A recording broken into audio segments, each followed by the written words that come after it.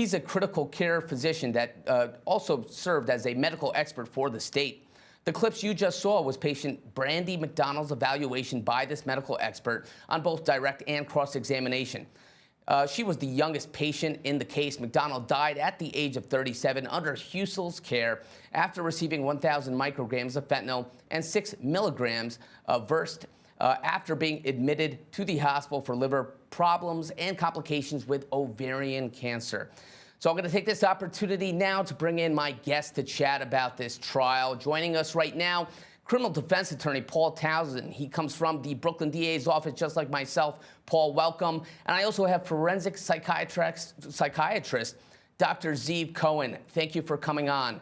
So I want to start with you, doctor. Based on the expert opinion and that testimony we just heard about how Dr. Husel handled McDonald's care, you think that the state's case was helped by this testimony by that doctor? Well, I mean, I think, they've had to narrow down the cases and really focus on the ones where a high dose of fentanyl was given, where they can really prove to a reasonable degree of medical certainty that the fentanyl itself is what caused the death of these patients. These patients all had significant medical comorbidities, and that's one of the challenges here for the prosecution. You're not looking at healthy patients who suddenly expired, but you're looking at quite sick patients. So that really requires the experts to come in and have that battle of the experts to try to determine what really was the cause of death.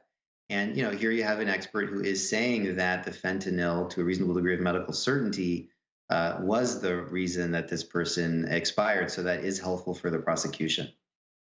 Right, absolutely. Putting that causation aspect to the actions of Husel and this death is very important for the prosecution's case.